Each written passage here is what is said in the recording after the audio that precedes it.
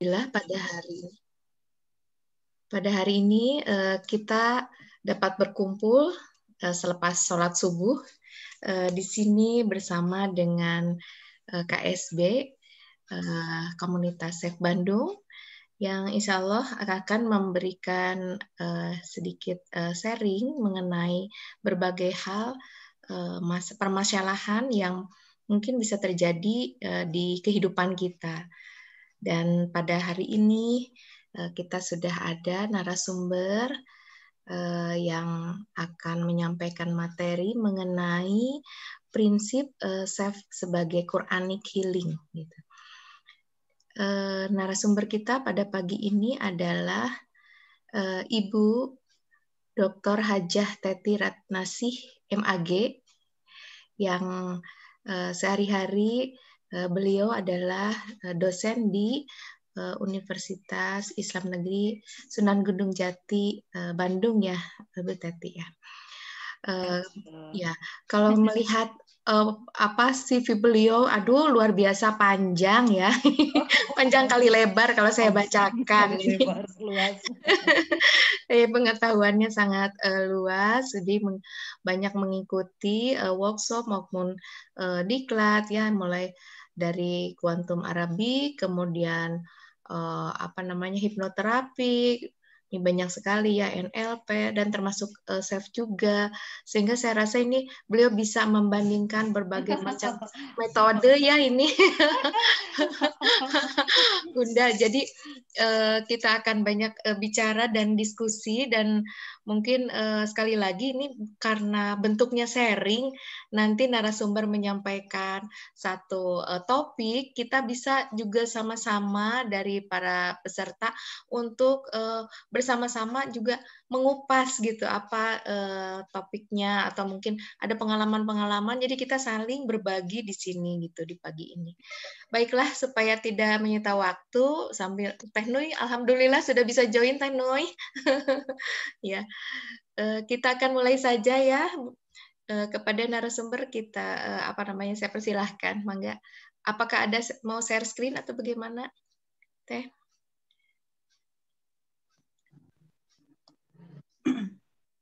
Ya nih sebelumnya maaf nih, tadi saya sudah masuk 4:30. Jaringannya tidak terhubung, tidak terkoneksi. Sudah coba di handphone baru Mbak bisa masuk. Iya, mangga. Di ini ya, belum Dokter Teti itu dipanggilnya Buce. Jadi ya mangga Buce. Ya, panggilannya khas Buce. Jadi baiklah.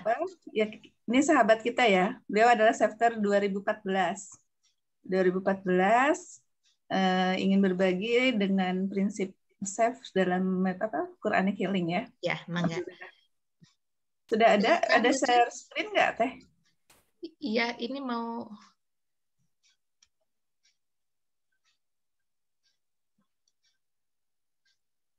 Oh, cek. Silakan. Cek. Ya. Ada suara saya, Teh? Ada, jelas. Oh ya, baik. Silakan. Upami subuh mah jelasnya. Terima kasih saingan. Mangga. Terima saingan. Atur nuhun Teh Emma. Bismillahirrahmanirrahim. Alhamdulillahirabbil alamin wa bihi nasta'in ala umuri dunya waddin, wassalatu wassalamu ala sayyidina mursalin wa ala alihi wa sahbihi ajma'in, amma ba'du. Asyhadu an la ilaha illallah wa asyhadu anna Muhammadan abduhu wa rasuluh. Allahumma shalli ala sayyidina Muhammad wa ala ali sayyidina Muhammad. Rabbi shrah li sadri wa yassir li amri wa hlul 'uqdatam min lisani yafqahu qawli. Yang saya cintai, sahabat-sahabat Safter, dan juga mungkin ada yang dari belum mengikuti SAFE PS gitu ya. Ada siapa saja di sini. Assalamualaikum warahmatullahi wabarakatuh. Waalaikumsalam warahmatullahi. Ya, salam kepada semuanya. Ada Teh Upi, Teh Wiwi, Teh Nui, terima kasih. Kemudian ada Ibu Dian ini ya, Teh Dian, Teh Andi dan semuanya yang terbaca di di layar saya. Selamat pagi. Pertama-tama kita ucapkan syukur kehadiran Allah Subhanahu wa taala yang pada kesempatan hari ini Allah memberikan kenikmatan sehat, kenikmatan bersilaturahim dan kenikmatan berbagi pengalaman ya Teh Emma, sebagaimana kegiatan subuh ini kita berbicara hal-hal yang berhubungan dengan pengalaman kita setelah kita belajar SEF ya, bagaimana pengalamannya dalam kehidupan sehari-hari. Sholawat dan salam mudah-mudahan kita berharap tercurah kepada junjungan Nabi Muhammad Shallallahu Alaihi Wasallam, kepada para sahabatnya, kepada keluarganya, kepada kaum muslimin, kaum muslimat, dan kepada kita semua, juga kepada umatnya hingga akhir zaman. Amin ya Allah ya Rabbal Alamin. Terima kasih ya. Baik Teh Nui, terima kasih atas diberinya kesempatan hari ini untuk sharing ya. Karena saya juga meskipun 2014 mengikuti SEF Total Solution ini, hanya perjalanannya berliku-liku gitu ya. Nah, berliku-liku dan tentu pengalamannya berbeda-beda setiap orang gitu ya. Jadi setiap orang belajar SEF ini punya tujuan untuk berbeda-beda. Setiap orang mempelajari SEF ini dan tentu pengalamannya juga akan sangat berbeda-beda begitu ya. Nah, tema hari ini juga saya ingin sharing juga. Jadi kalau misalnya saya mengenal SEF itu ya sebagai teknik spiritual gitu ya, yang Masya Allah Pak Faiz itu ya, ketika saya mengkaji sekarang itu, saya itu bergabung kembali di SEF ini kan 2018. Jadi saya tidak tahu perkembangan SEF itu seperti apa, saya tidak tahu ya. Ada ilmu-ilmu baru gitu, banyak yang kemarin aja saya Teh Hufi ya, saya tuh kemarin tuh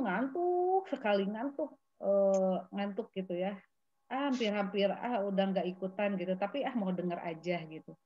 Tapi setelah mendengar sharing gitu kan ya, Masya Allah ini jadi vibrasi positif ya. Setelah saya mendengarkan gitu, saya jadi cenghar loh gitu. Jadi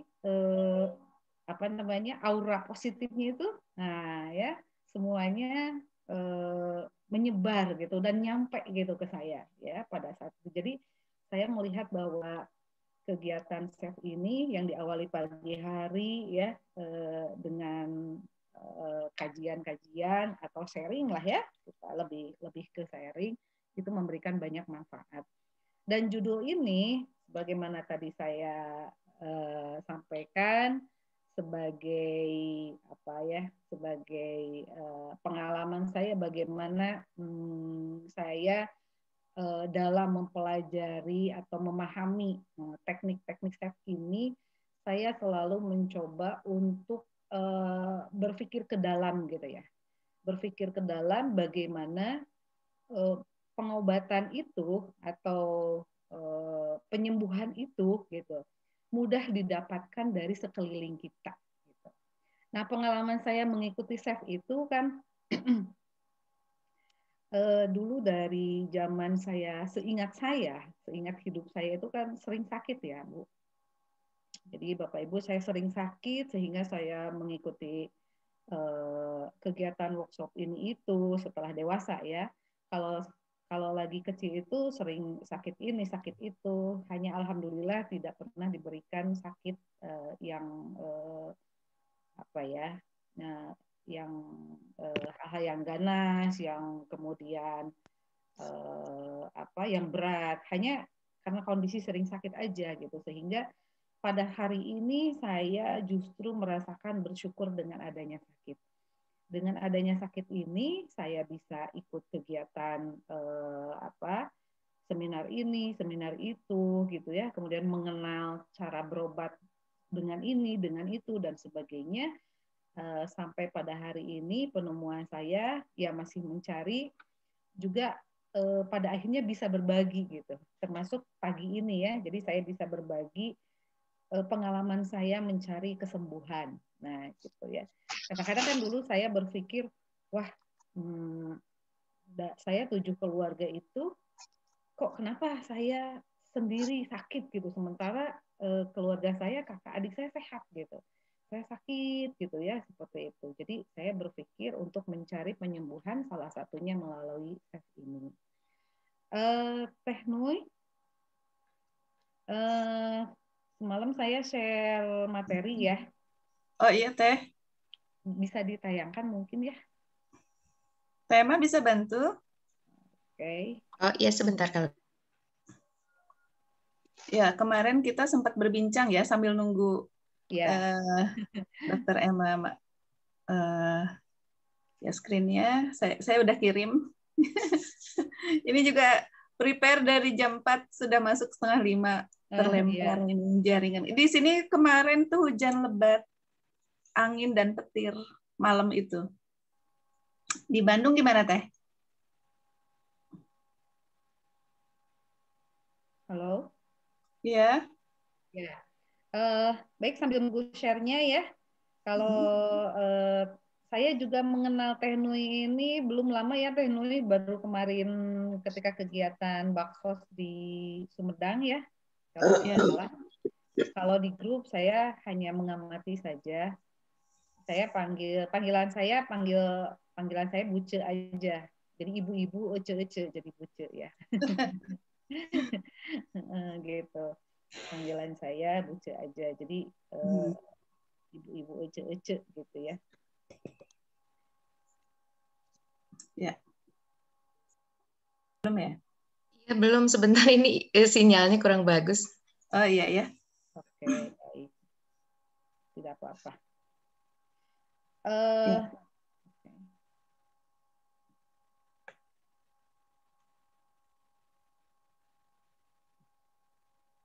Baik Teh, sambil nunggu tolong diceritain Teh gimana awal mula ikut SAFE Teh? Buce ya.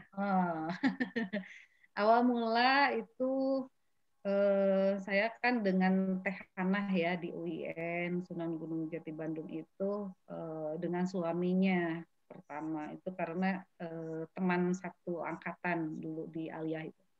Ya mungkin qadarullah ya, saya selalu dipertemukan dengan orang-orang yang membawa saya kepada ikhtiar untuk sehat, ikhtiar untuk menambah pengalaman, menambah pengetahuan, menambah persahabatan gitu. Alhamdulillah sampai hari ini saya bertemu orang-orang yang selalu memberikan, menebar cinta ya, hal-hal yang positif, dan saya akhirnya bertambah pengetahuan juga, ya, kemudian bertambah sahabat dan juga pengalaman-pengalaman yang sangat berharga.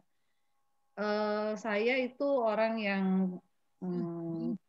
jarang curhat dalam arti mengeluh kepada orang lain. Saya tuh jarang, dan hampir semua orang tuh nggak tahu masalah saya gitu. Yang itu mungkin menjadi berat gitu ya pada akhirnya. Jadi menjadi sampah mental dalam diri saya. Nah, saya pernah pada bulan puasa sebelum menikah tuh saya ingat ya, saya masih sering sakit.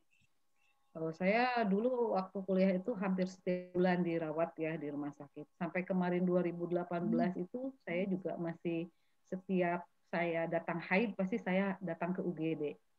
Dan saya masih menyimpan hari ini obat-obat yang setumpuk termasuk resep-resep dokter supaya persiapan gitu. Itu masih banyak. Masih banyak. Jadi mungkin orang melihat saya sehat-sehat saja karena memang saya tidak pernah memperlihatkan kepada orang lain bahwa saya sakit, saya butuh pertolongan orang, enggak gitu. mencoba tegar gitu ya, menjadi Wonder Woman. Apalagi kekuatan bagi saya adalah keluarga dan anak-anak saya. Jadi kalau kata Teh Nui kemarin kemarin itu dibahas tentang kekuatan itu justru datang dari rasa sakit, itu betul gitu Teh Nui. Ya. Hanya mungkin caranya bagaimana supaya kekuatan itu muncul. Nah, pertama memang harus ada stimulus. Ya, stimulusnya itu pertama bisa jadi anak-anak kita gitu kan. Nah, melihat anak-anak kita harus tegar gitu kan. Nah, ya. Kalau saya selain anak-anak juga suami ya, kita kan nggak mau ya. Pasti saya berpikir kalau kita sakit terus, ini suami pasti punya pikiran lain atau punya apa ya tidak nyaman lah kalau pulang ke rumah. Oleh karena itu ya saya harus sehat. Nah itu yang paling penting menurut saya adalah ini motivasi intrinsik. Jadi motivasi dalam diri itu yang paling kuat. Nah, ya, atau kalau di dalam bahasa Chef ini saya memahaminya sebagai spiritual. Jadi spiritual itu adalah pemahaman yang akhirnya menjadi sebuah keyakinan. Ya, pemahaman itu kan IQ ya. Pemahaman itu IQ, kemudian mengkristal menjadi sebuah keyakinan. Orang bilang IQ itu katanya nggak penting, yang penting adalah emosional katanya gitu, emosional dan juga emosional katanya gitu. Tapi padahal emosional itu ya emosi seseorang itu akan dikendalikan atau awal mula orang bagaimana mengatur emosinya itu tentu melalui ilmu pengetahuan yang datang gitu, yang masuk ke dalam akal pikirannya seperti itu. Sudah ya? Oke. Ini judulnya saya coba-coba untuk sharing saja. Saya ingin juga nanti sharing dari teman-teman semuanya, sahabat Chefster ya. Apakah pernyataan saya ini benar atau salah? Silahkan sharing juga masukannya ya. Kalau ada yang salah mohon maaf. Baik, langsung saja. Ini kalau judulnya ada surat Al-Falaq ya. Surat Al-Falaq. Surat Al-Falaq sebagai salah satu Quranic healing ya, sebagai salah satu pengobatan yang biasa dibacakan untuk mengobati sebuah penyakit di dalam berdasarkan ayat-ayat Al-Qur'an. Lanjut aja Teh. Next. Oke. Yang pertama maksud saya share Quranic healing di sini adalah karena fokus kita kepada penyakit ya, dan penyakit itu ternyata memiliki dua macam ya dalam diri kita, karena manusia kita itu sebagai makhluk jasmani yang terdiri dari jasmani dan rohani, maka penyakit itu akan ada di dalam jasmani dan rohani kita atau jasmaniah dan batiniah gitu. Nah, ini kita sebagai manusia itu ya, selain jasmani dan rohani, Allah juga menganugerahkan kepada kita adalah akal gitu. Kenapa? Makanya ada Quranic healing itu karena akal kita ya diberikan oleh Allah kemampuan untuk memahami ayat-ayat Al-Qur'an. Ayat-ayat Al-Qur'an gitu ya. Nah, sebagaimana dalam makna ilmu mantik atau ilmu logika ya, ilmu logika atau ilmu mantik, bahwa manusia itu adalah hayawanun natiq gitu, hewan yang berkata-kata. Nah, hewan yang bisa berbicara, hewan yang bisa menggunakan akal atau yang berakal. Gitu. Nah, berarti perkataan kita itu manusia berdasarkan akal pikirannya. Sementara akal pikirannya tadi merupakan pintu masuk pengetahuan.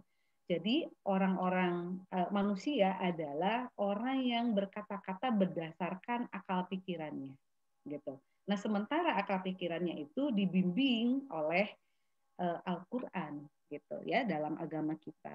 Ya, orang beriman itu keimanannya kepada Al-Qur'an sehingga kata-katanya selalu dibimbing oleh Allah dengan pedoman Al-Quran seperti itu.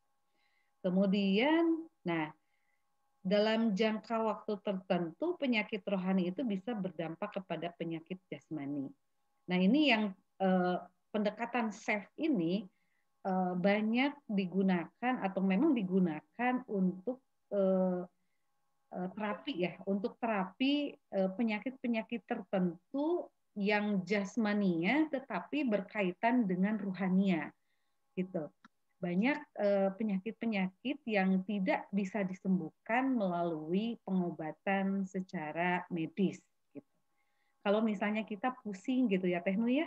Nah, kita pusing, datang ke dokter ini kok pusing, terus udah pakai obat ini, obat itu dan sebagainya.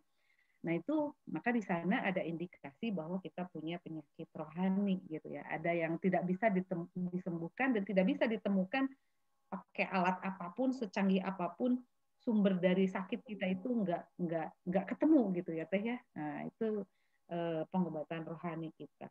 Tetapi tidak semua penyakit jasmani disebabkan karena faktor penyakit rohani, bisa karena usia gitu ya, makanan dan gaya hidup. Nah ini berarti begini Teh, saya memahami SAFE ini kalau hanya digunakan sekali dua kali itu ya memang tidak akan ampuh ya, tidak akan ampuh. Kenapa? Sebagaimana membaca ayat Al-Quran. Kalau Teh Nui kemarin itu pernah di waktu kegiatan halal bihalal itu ingin memantapkan diri membaca Al-Quran setiap hari 10 ayat, gitu kan? Nah itu adalah murojaah ya, murojaah itu memang atau pengulangan itu harus terus dilakukan. Makanya Nabi Muhammad SAW itu mengatakan bahwa Islam itu agama yang mulia ya, agama yang sempurna. Pada Haji Wada menyebutkan kaum orientalis itu kan bertanya, Islam itu katanya kan sudah sempurna, disempurnakan oleh Nabi Muhammad katanya. Tapi kenapa orang masih melakukan sholat setiap hari 5 kali? Ya itulah pengulangan itu, repetisi itu penting gitu. Ya. Jadi katanya dosa-dosanya sudah diampuni gitu kan. Tapi kenapa setiap hari kita berdoa supaya di dalam sholat itu kita memohon untuk ditujukan kepada jalan yang lurus. Ya karena dalam kehidupan sehari-hari kita banyak digoda ya oleh makhluk lain ciptaan Allah menjadi manusia yang sesat. Sehingga ya setiap hari kita berdoa sebagaimana SAFE dilakukan itu seharusnya ya Teh Nu ya, harusnya menjadi obat setiap hari. Teknik-teknik itu dilakukan setiap hari gitu. Supaya memang menjadi sebuah karakter bahwa kita bisa menyembuhkan diri sendiri ke dalam diri sendiri. Dan yang terpenting sih bagi saya Teh Nui dan juga teman-teman yang lain, teknik SAFE ini ampuh sebagai Quranic healing itu yang pertama kita lakukan itu adalah pensucian jiwa kita. Gitu. Pensucian jiwa kita supaya jiwa kita itu bisa memancar kepada orang lain meskipun kita tuh nggak ngobatin orang gitu. Nggak bermaksud menjadi terapis gitu. Apalagi kalau di awal-awal kan saya tadi sama Teh Nui ditanya awal mula belajar SAFE itu gimana, apa gitu ya tujuannya. Saya yakin hampir semua orang yang ikut workshop SAFE ini pasti untuk pengobatan dirinya gitu.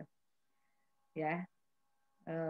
Nah, kemudian kalau itu sudah dirasakan sangat bermanfaat gitu ya untuk dirinya dan dirinya sudah merasa sembuh gitu kan. Itu pasti akan terpancar sama kepada orang lain. Orang lain melihat kita senang terus, bahagia terus, kemudian hati kita powerful ya, penuh cinta gitu ya. Orang pada akhirnya akan melihat gitu. Orang pada akhirnya akan melihat. Kan sebagaimana di dalam sebuah hadis, kalau kita punya kesalahan ya, itu kan bagaikan badan kita itu titik ya, ada titik kotoran gitu. Jadi kalau semakin banyak kesalahan ya, banyak hal yang dipikirkan, kan badan kita tuh semakin kotor, akhirnya bagaimana lah kalau kita dekat dengan orang yang kotor seperti itu. Kalau berbau, maka badan kita tuh udah sangat bau seperti itu. Tapi dengan menggunakan SAFE ini gitu ya, kita membersihkan diri kita yang setiap hari gangguan dari makanan ataupun dari pikiran juga itu memberikan pengaruh yang sangat besar seperti itu. Ya, kalau misalnya faktor usia itu Nabi Muhammad ya dalam sabda Rasulullah SAW dalam sebuah hadis itu, setiap penyakit itu ada obatnya, kecuali umur tua, katanya usia tua, gitu kata beliau itu ya. Jadi tua itu, nah ya seperti saya usia sekarang menjelang 50 tahun, nah itu kan sudah tidak bisa diobati dengan Allah mengurangi berbagai fungsi tubuh kita. Ya, misalnya saya pakai kacamata memang dari dulu, hanya kesini mata tuh semakin buram, udah nggak bisa kalau nggak pakai kacamata misalnya gitu. Kemudian pendengaran, ya, kemudian fungsi tubuh, apalagi yang sering sakit-sakitan. Nah itu adalah salah satu tanda bahwa itu adalah penyakit. Nah, yaitu adalah penyakit karena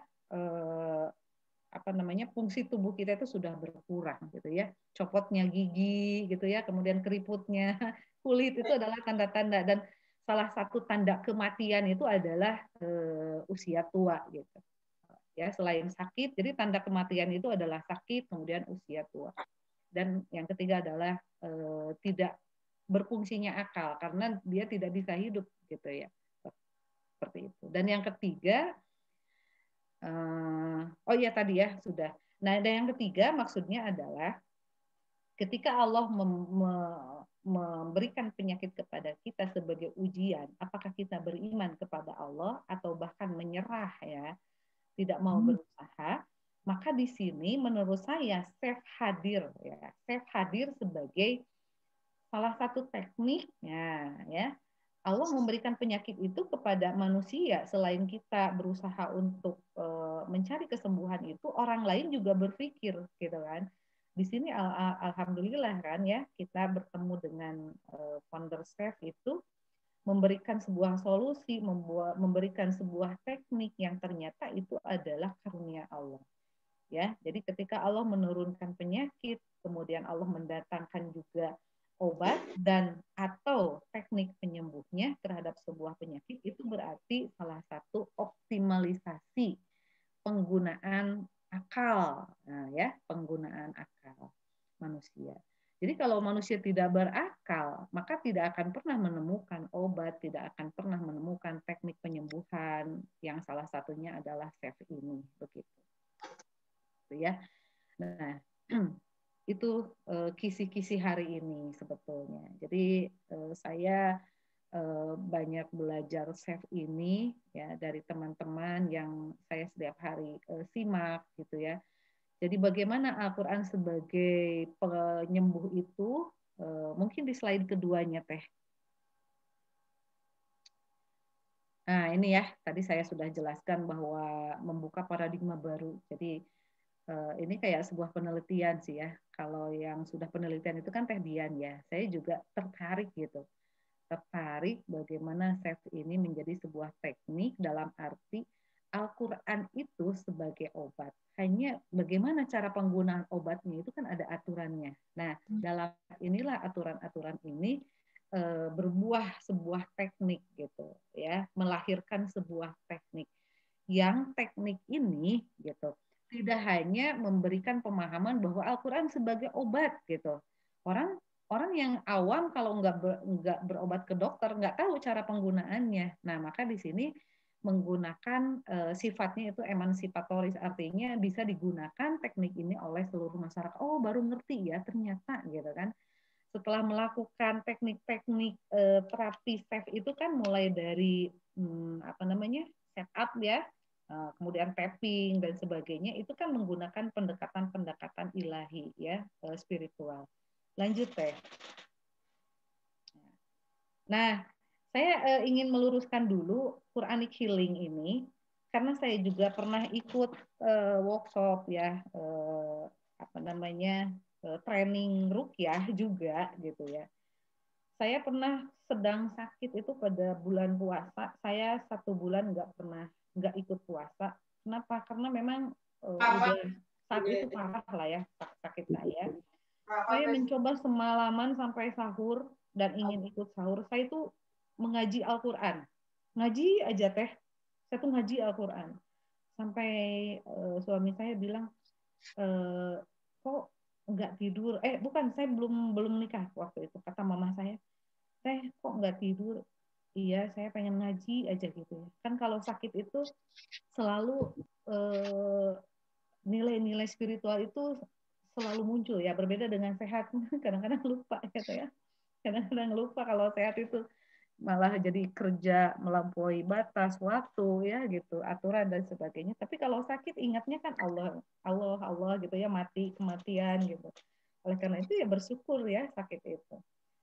Nah, orang memaknai Quranic healing ini ada yang menyebutnya sebagai ruqyah gitu teh.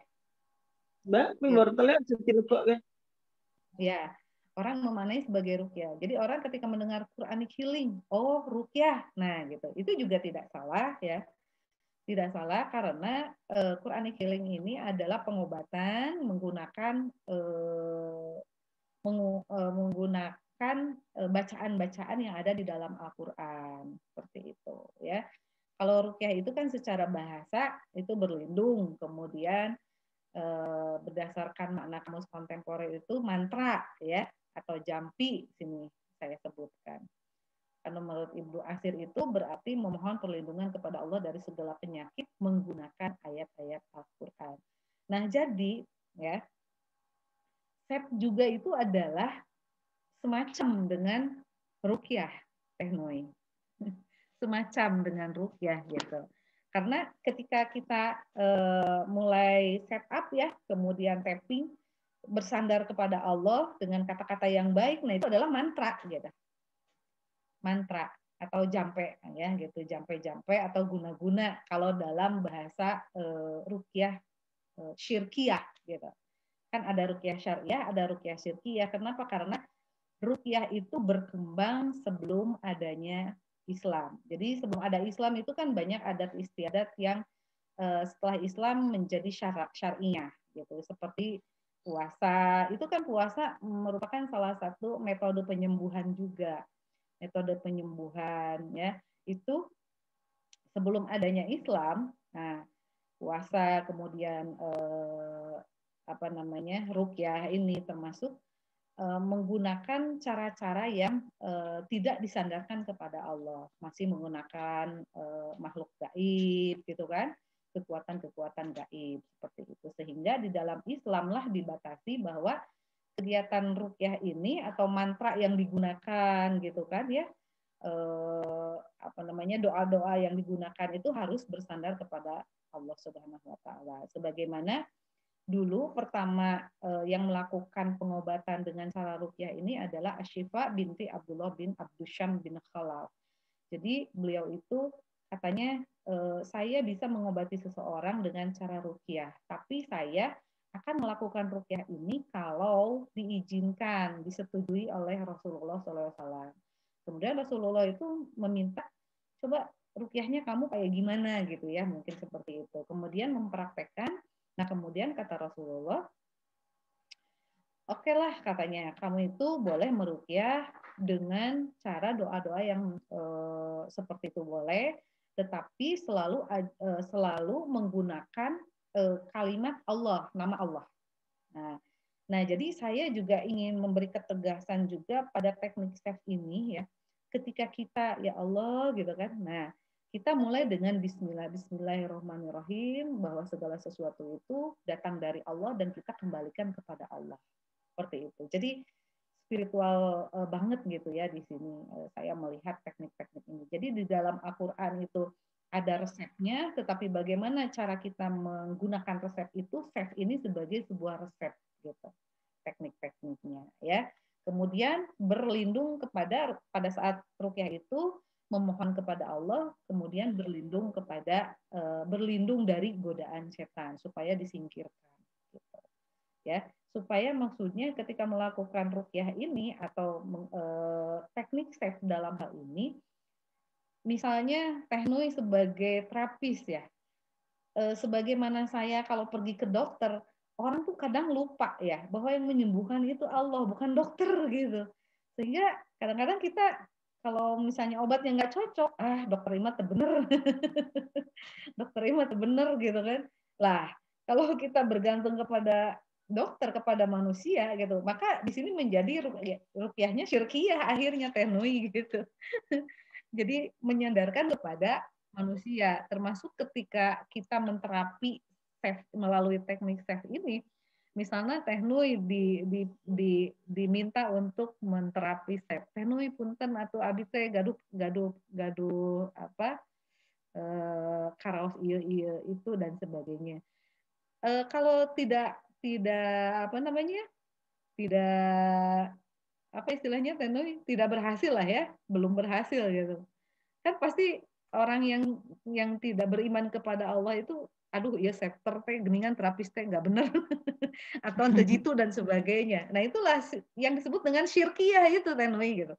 Ketika kita tidak menancapkan gitu ya niat itu karena Allah gitu ya, bahwa itu pengobatan itu obat itu penyembuh itu dari Allah, maka gitu kita masuk ke dalam ranah syirik gitu pada akhirnya Teh gitu. Percuma sih gitu sebetulnya. Maka yang penting bagi kita untuk men-save diri kita itu tentu harus keyakinan dari Allah, dan juga ketika orang lain meminta untuk menterapi mereka, tentu ini harus ditanamkan.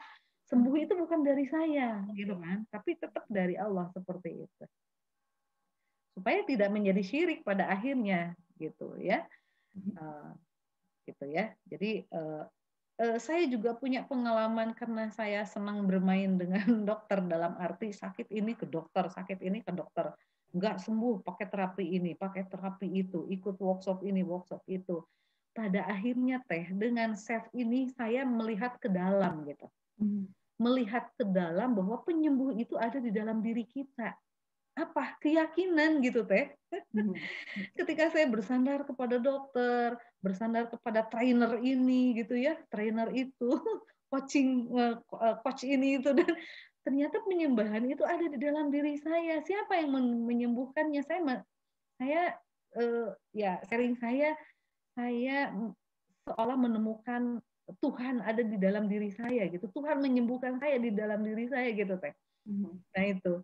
Jadi ketika kita lalai saja, setan itu melalaikan kita ya. Nah, maka ya yang terjadi adalah ruqyah syirkiyah itu Teh, syirik gitu.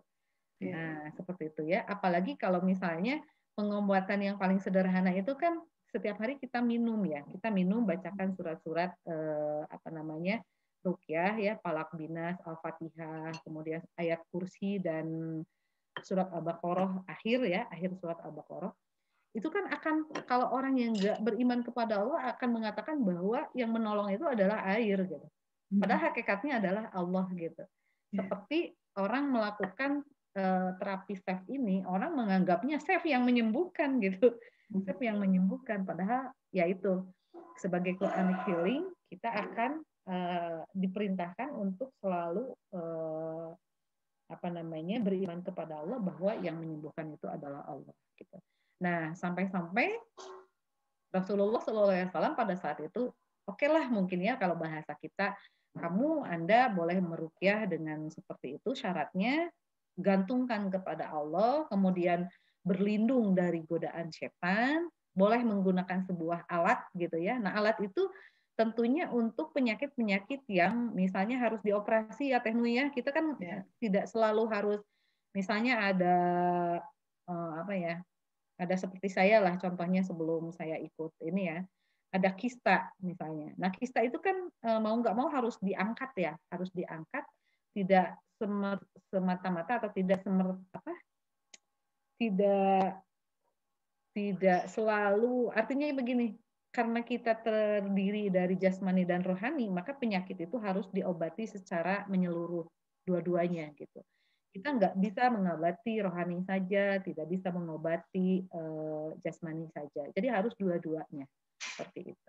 Ya, kalau saya memahami SEF itu ketika menyentuh bagian-bagian tubuh, berarti kita menerima sakit yang ada di bagian tubuh tersebut.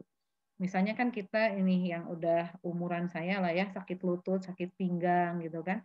Nah berarti di bagian-bagian itulah doa-doa itu ditancapkan, dihembuskan ke seluruh tubuh. Selain juga dengan ada ilmu-ilmu teknik akupuntur ya, yang Pak Faiz kombinasikan, tapi ternyata dengan menyentuh tubuh ini, kita berterima kasih kepada anggota tubuh kita yang sudah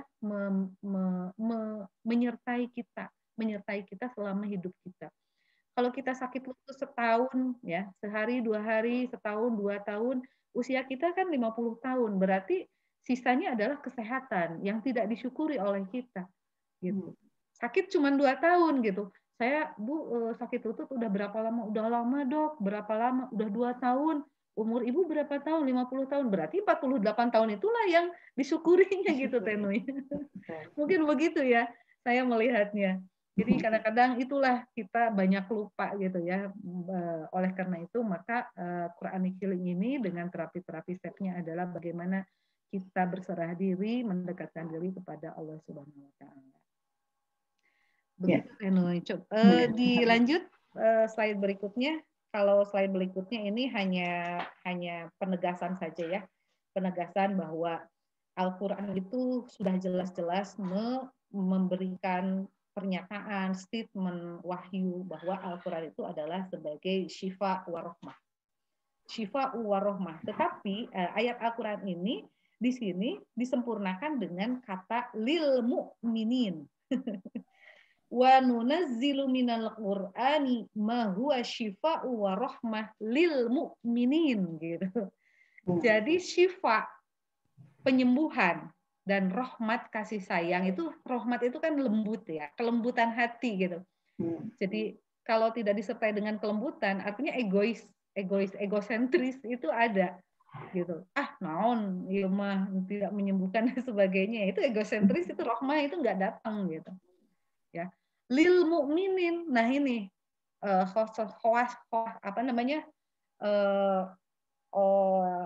khawasnya, jadi kekhususannya, khawaisnya gitu. Jadi syifa dan rahmat itu hanya orang yang beriman gitu Teh. Kalau nggak beriman, nah maka nggak pernah menjadi Al-Quran itu sebagai penyembuh gitu. Nah beriman di sini kan dalam rukun iman itu kan ada mengimani Al-Quran ya. Kalau misalnya saya tanya Teh Nui ya, atau semua orang nggak termasuk saya, kalau membaca Al-Quran kita setiap sholat nih 10 ayat ya, kata Teh Nui kemarin saya pengen setelah membaca Al-Quran itu setiap selesai sholat itu membaca ayat Al-Quran atau membaca Al-Quran 10 ayat. Kira-kira pertanyaan kita, ketika kita membacanya itu kita dalam rangka beriman atau cuma baca atau berharap pahala gitu. Nah itu kadar iman kita itu juga bertahap ya, artinya fasenya beda gitu ya kayak. Ada di level berapa, levelnya beda-beda gitu. Kalau level dalam self itu ada dikaitkan dengan level yang kita rasakan, maka keimanan kita juga sama levelnya gitu. Levelnya sama. Apakah ketika membaca Al-Quran itu cuman baca doang, nggak paham artinya gitu, sehingga tidak menjadi syifa gitu kan? Karena banyak persyaratannya untuk menjadi sebuah syifa. Paham artinya gitu kan, sehingga menembus ke dalam pikiran bawah sadar kita. Seperti tadi saya menyetel lagu Al-I'tiraf ya Abu Nawas itu tentang penyesalan itu. Kenapa orang terapi itu biasanya mendengarkan musik yang melo atau yang sendu itu untuk menurunkan gelombang otak menjadi rileks. Nah, apakah pembacaan ayat Al-Quran kita membuat rileks apa enggak gitu ya? Ya betul, tidak mindful Upi gitu. Jadi cuma dibaca doang, seperti kita nggak paham bahasa Inggris, kemudian dengar lagu bahasa Inggris. Atau kita nggak paham bahasa Jepang, bahasa apapun di dunia, kemudian kita dengar atau kita baca nggak ngerti. Mungkin seperti itu ilustrasinya. Itu ada di level keberapa saya nggak tahu begitu Tenui. Ya, warohmah dan tidak melembutkan yaitu karena kadar pikiran bawah sadar kita nggak tertembus oleh Al-Quran. Nah maka di sini pendekatan self itu ya mungkin perlu kita menjadi sebuah pendorong bahwa kita yuk kembali kepada Al-Quran ya, keimanan kita bertambah dengan cara membaca atau tilawah Al-Quran. Harus seperti apa, itu ada syarat-syaratnya seperti itu. Ya, begitu mungkin Teh Nui. Ini karena waktunya sudah jam 6, takutnya saya juga kepanjangan dan saya ingin lebih banyak sharing ya. Nah, kalau ayat-ayat Al-Quran itu hanya menjelaskan ini aja Teh, sebagai berkah itu ya. Ya, sebagai syifa, rahmah, dan berkah itu yang dijelaskan di dalam Al-Quran. Mungkin itu saja, Teh. Ya, terima kasih Bu Ce atas paparannya, alhamdulillah.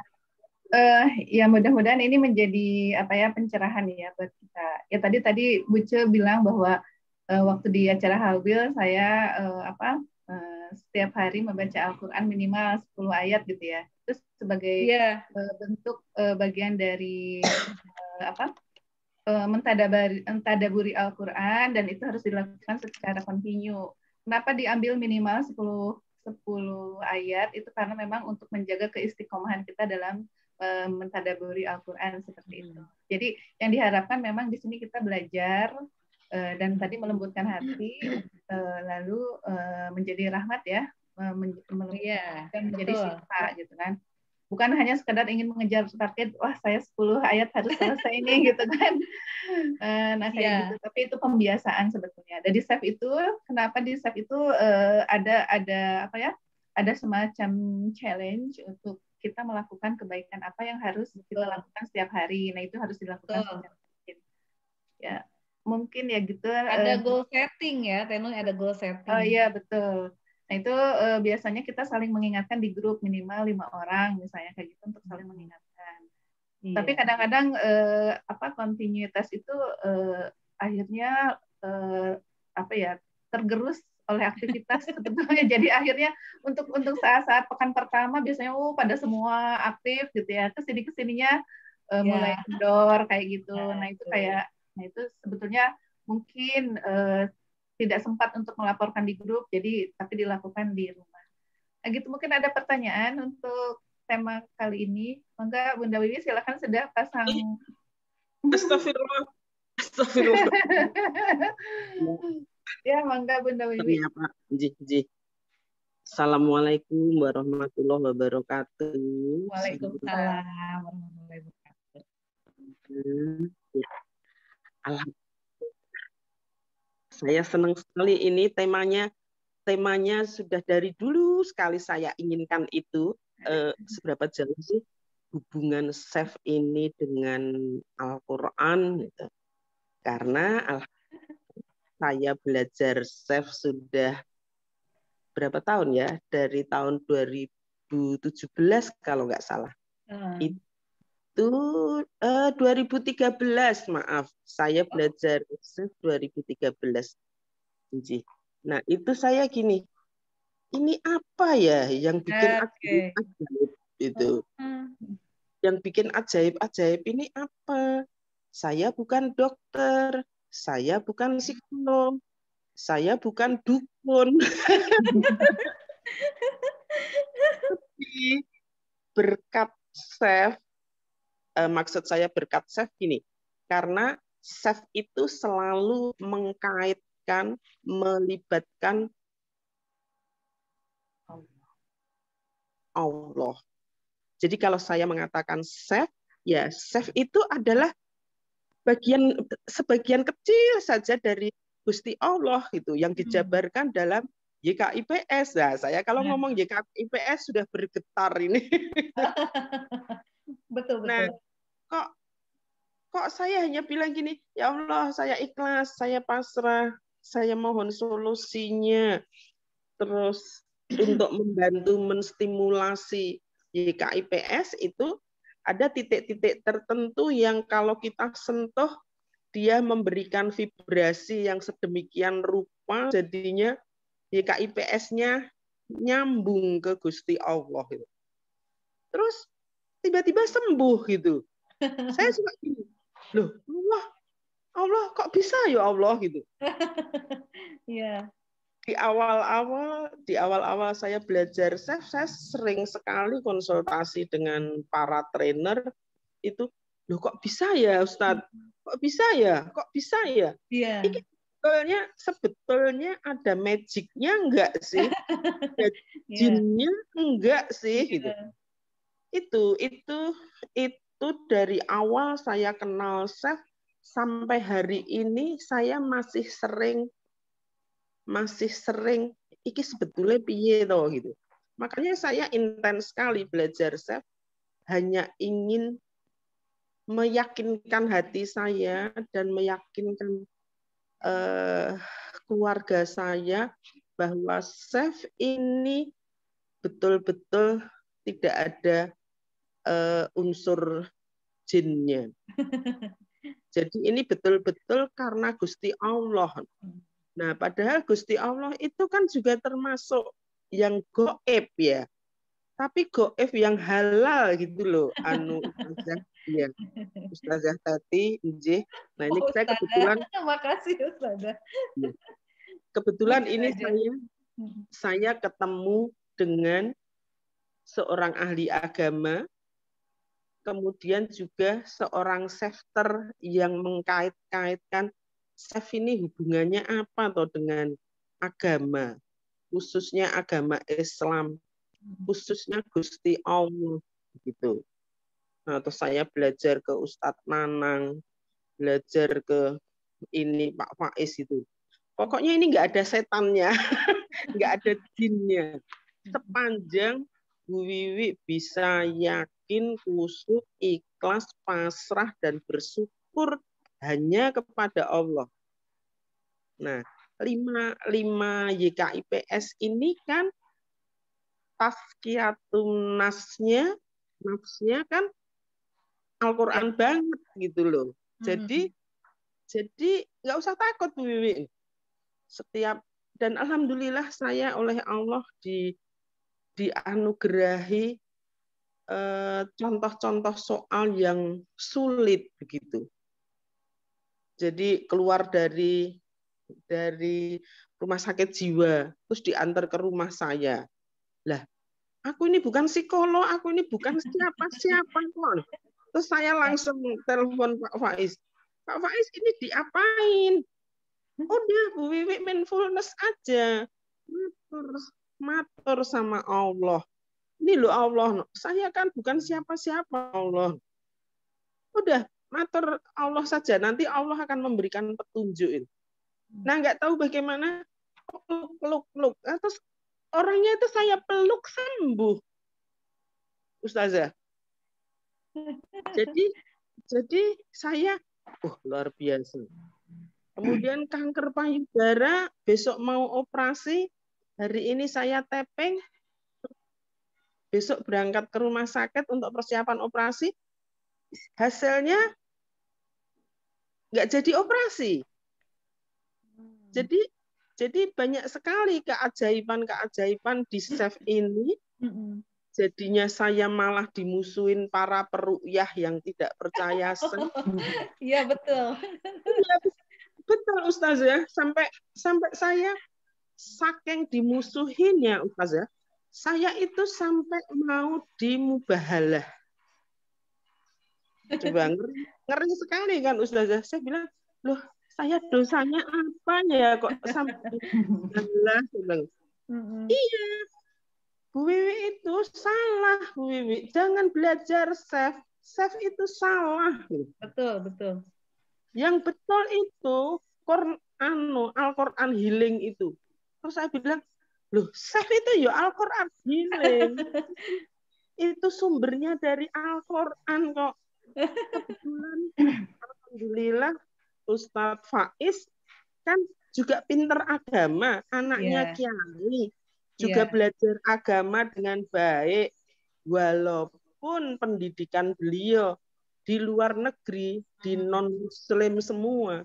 Tapi semua yang dikatakan para ahli yang non-muslim itu ada semua di Al-Quran. Saya bilang gitu. Saya berikan dalil-dalilnya gitu. Malah gue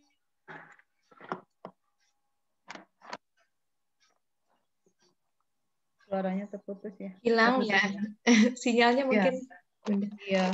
Ya menarik ya. Bagi chefter mungkin harus siap dengan penolakan semacam ini yang sempat Bu Wiwi muncul lagi. Terputus tadi. Terputus Bu Wiwi tadi. Itu hanya JKIP. Oh, terputus ya? Iya, Bu. Oh, tapi ya nggak apa-apa, tapi udah masuk ya itunya. Iya. Bisa dipahami ya. Ya, kira-kira gitu. Ya. Sebentar. Ya. Ya Allah. Ya Allah. Ini gimana? Saya yang bisa, makanya saya nggak bicara karena saya sering gaptek banget gitu. Kalau saya bisa itu karena Gusti Allah saja yang menyambungkan hubungan koneksi saya kepada WA, kepada Zoom. Itu betul-betul karena Allah, bukan karena saya. Karena kebetulan saya gaptek. Gitu. Nah, salah satu guru IT saya, alhamdulillah sudah disayang Allah. Ustadz Harun, Gus Harun ya. Nah, begitu. Jadi Ustazah Teti ya, Mas Kang, terima kasih sekali tadi penjelasannya bahwa ternyata kalau saya sekarang ini sering nggak pakai tapping, Ustazah. Karena alhamdulillah Allah menganugerahi saya ilmu JKIPS itu sudah alhamdulillah, jadi hanya di batin saja. Allah, tolong Allah, ini Allah, pasienku ini loh Allah. Kan saya nggak bisa apa-apa Allah. Jadi seperti orang merayu cintanya itu loh. Saya kira begitu. Mohon maaf, aku sudah kebanyakan ngomong.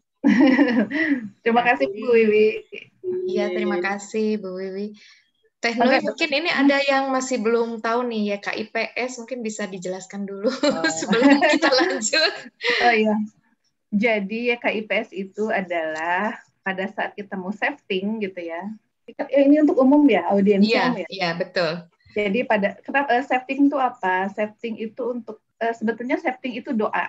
Jadi safeting akan melakukan suatu tindakan dengan cara mengetuk-ngetuk gitu ya. Dimulai dengan setup itu adalah doa. Dimulai dengan keyakinan kita kepada Allah tadi. Ya KIPS itu Y-nya yakin, K-nya khusyuk, I-nya ikhlas, T-nya pasrah, S-nya syukur. Jadi ada 5 rangkaian pada saat kita melakukan safeting.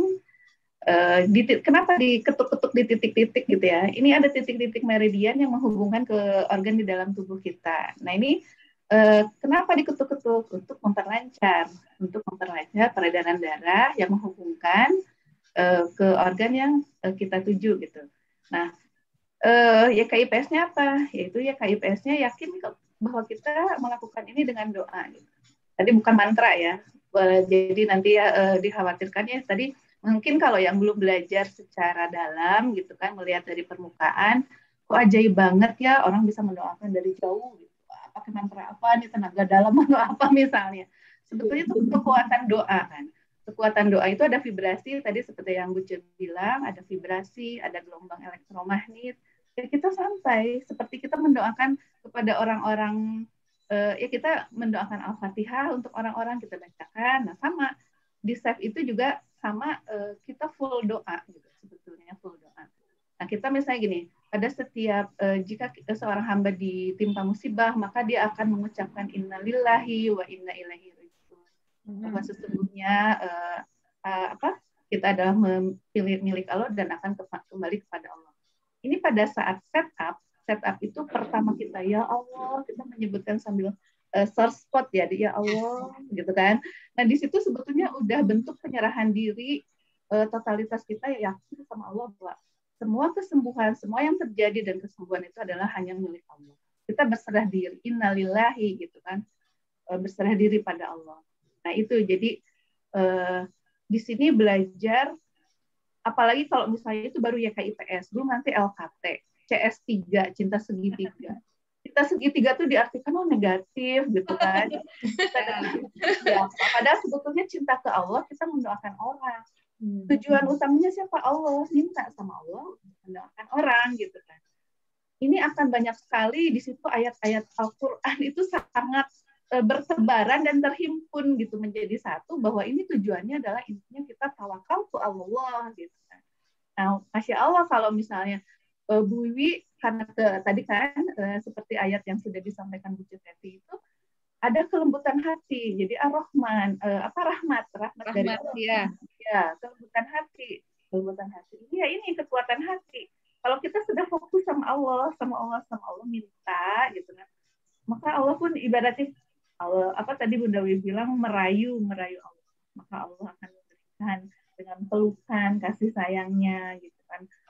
Tanpa melakukan tapping pun bisa tercerai sakitnya gitu kan, membaik, yaitu karena semuanya rahmat dari Allah.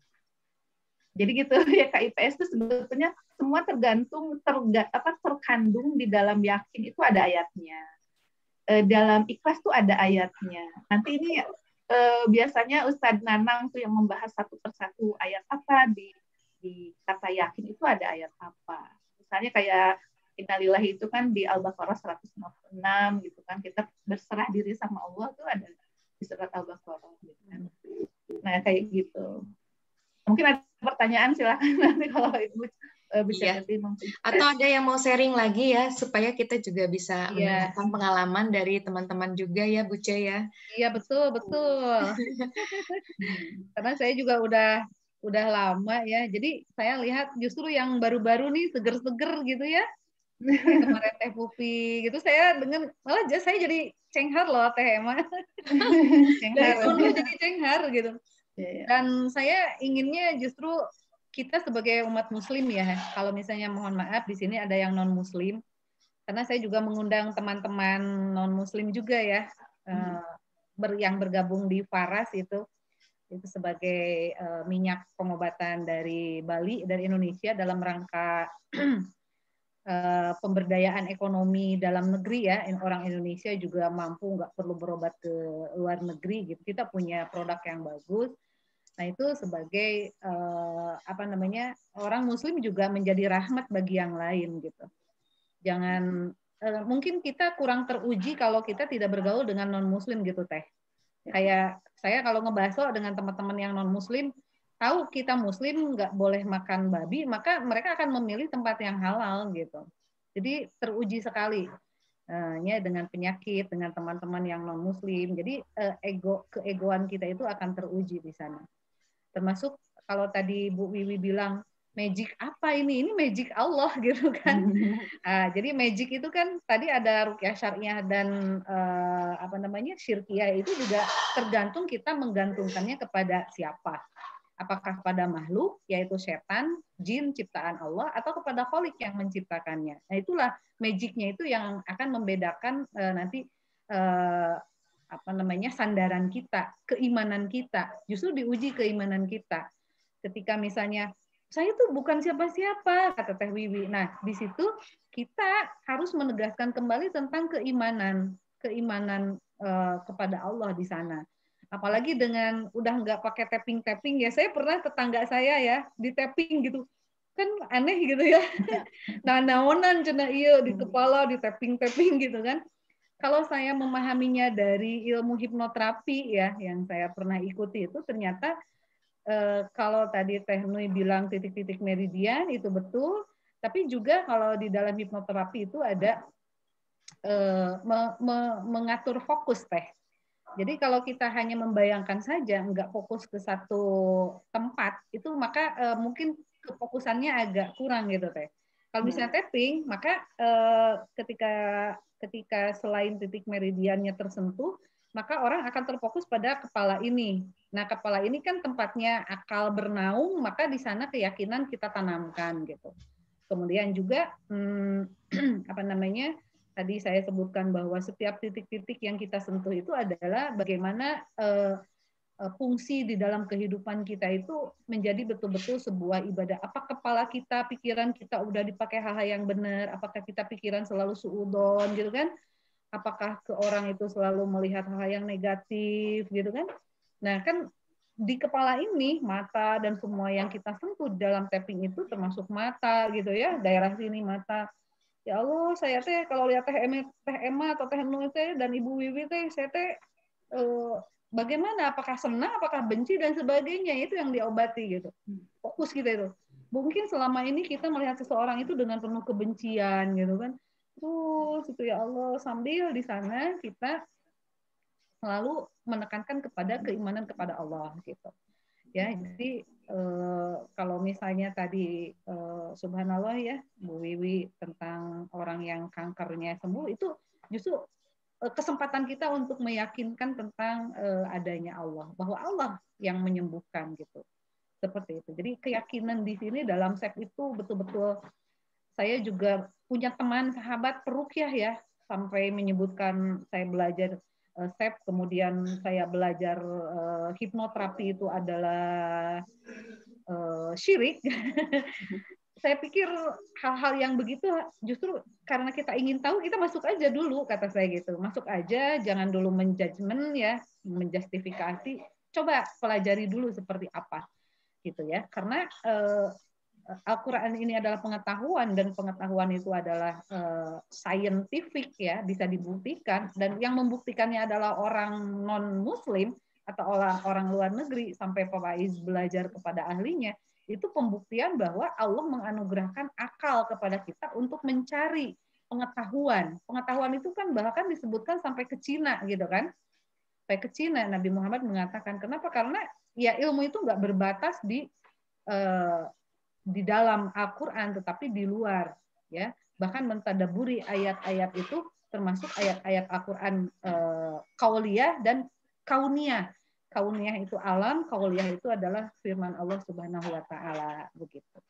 Jadi rujukannya tetap Al-Quran, hanya ilmunya ya beliau ada bertemu ahlinya di luar negeri, ya itulah jalan yang ditunjukkan kepada beliau gitu kan. Nah, seperti itu.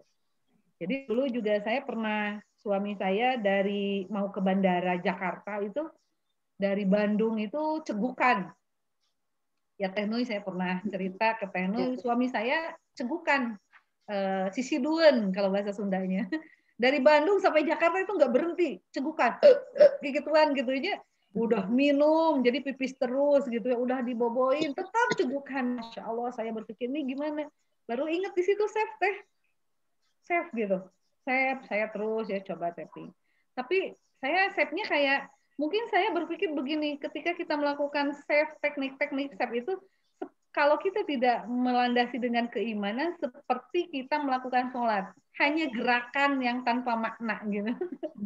Ya, sholat aja begini, tapi nggak ada maknanya. Atau membaca Al-Quran, tapi kita nggak paham. Nah, pada saat itu saya ulangi, saya betul-betul serahkan gitu. Karena kalau misalnya di pesawat, sampai dia nyampe ke tempat yang dituju, terus cegukan, saya kan khawatir juga ya. Nah, akhirnya saya tapping, setelah itu ya berhenti sejenak, makan.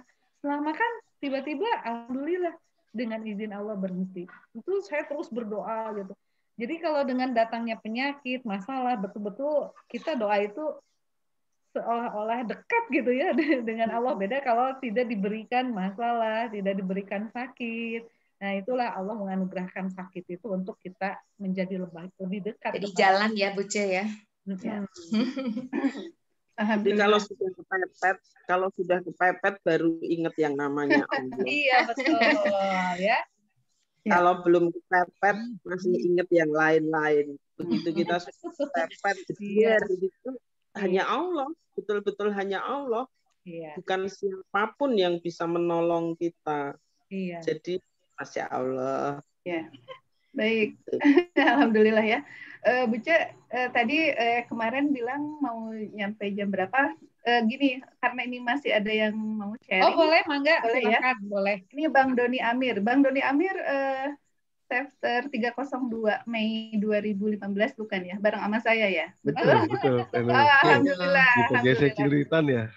Iya, betul. Ya, silahkan ada yang berbagi ini dari luar pulau nih. Baik. Terima kasih. Masya Allah. Teh Nui, Bu Dokter, juga Teh Emma. Bahasannya menarik sekali, maka saya memberanikan diri untuk ikut sharing. Jadi Quranic healing ini luar biasa. Jadi selain yang sudah disampaikan tadi, saya mau sharing aja betapa kalimat tadabbur yang tadi sudah disampaikan pada surat Shad itu, ayat 35, itu tersebut 3 kali di dalam Al-Quran, yaitu surat Shad ayat 35, kemudian surat An-Nisa ayat 82, dan surat Muhammad.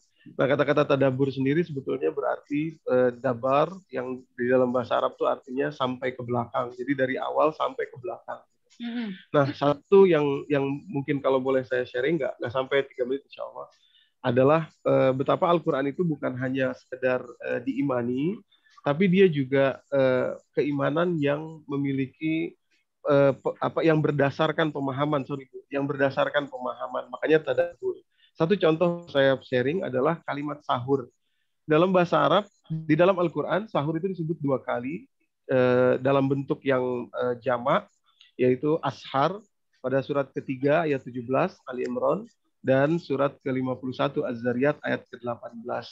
Yang menarik adalah kalimat Allah selalu kalau berkaitan dengan sahur, maka selalu contoh surat ketiga ayat 17 tuh ya. As-sabirina was-sadiqina wal-qanitina wal-munfiqina wal-mustaghfirina bil ashar. Orang-orang yang beristighfar di waktu sahar. Demikian pula surat Az-Zariyat 51 ayat ke-18. Wabil ashari hum yastaghfirun. Wabil ashari hum yastaghfirun. Nah, jadi selalu sahar dikaitkan dengan istighfar. Nah, rupanya hasil penelitian singkat ada beberapa poin, sebetulnya ada 7 poin dari Quranic healing ini. Cuman sharing aja satu. Hasil penelitian singkat, rupanya yang namanya circadian rhythm itu atau circadian clock itu, waktu 24 jam yang tubuh kita miliki. Kalau diteliti tahun 2017 ada penerima hadiah Nobel dari Turki 3 orang karena penelitiannya tentang circadian rhythm ini. Rupanya persis kira-kira jam 4 atau jam 4 lewat atau jam 4 kurang gitu ya, karena bentuk circadian rhythm-nya berbeda-beda di masing-masing negara, di masing-masing tempat yang terpapar matahari. Intinya sederhananya adalah kira-kira jam 4 subuh itu tubuh manusia sedang mengalami posisi atau temperatur terendah, paling rendah selama 24 jam. Maknanya apa? Hadirin yang dirahmati Allah, mohon maaf saya sharing ini, mudah-mudahan bermanfaat. Rupanya ada satu hormon yang sangat kita butuhkan dalam healing, yaitu melatonin. Ya kan, sistem tubuh kita ada 2, ada nervous system, ada hormon ya, endokrin sistem endokrin. Jadi hormon yang bekerja di dalam tubuh kita yang sangat sakti ini namanya melatonin. Dia antioksidan, dia penambah imunitas, bahkan dia anti kanker, bisa meregenerasi DNA, deoksiribonukleatik acid kita, dan seterusnya. Itu melatonin ini sekresinya mulai bekerja mulai jam 9 malam dalam tabel circadian itu ya, tabel 24 jam itu mulai jam 9 malam mulai bekerja, tapi akan maksimal diserap oleh tubuh kita ketika jam 4 malam ini, jam 4 subuh ini, kelenjar hipotalamus kita bekerja. Kenapa kelenjar hipotalamus?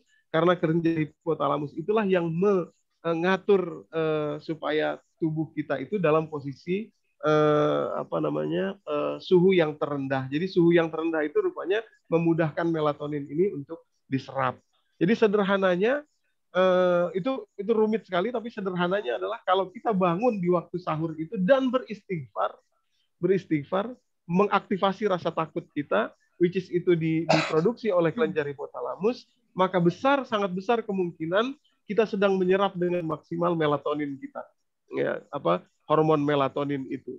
Dan yang luar biasa lagi adalah hormon melatonin berhenti bekerja kalau retina mata kita ketika tidur itu terpapar matahari. Sebagaimana hadis Nabi SAW yang di beberapa kitab itu banyak sekali, diantaranya riwayat Imam Muslim nomor hadis 1657 atau 56 ya, 1656, yang menyebutkan tentang Rasulullah memerintahkan kita untuk mematikan lampu hina tanamun, kalimatnya selama kalian tidur. mematikan api ya. Dulu para ulama berpikir bahwa mematikan api itu karena takut terbakar gitu ya. Rupanya nggak cuma itu, tapi cahaya yang justru memberikan retina mata kita itu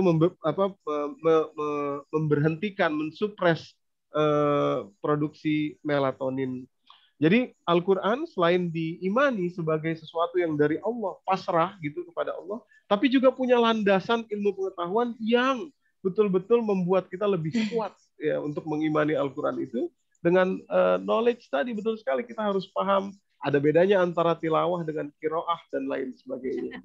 Mungkin itu sharing saya. Terima kasih. Assalamualaikum. Terima kasih. Ya betul, bahwa Al-Quran itu ya, Tenui. Jadi kata Pak Doni, terima kasih sudah melengkapi.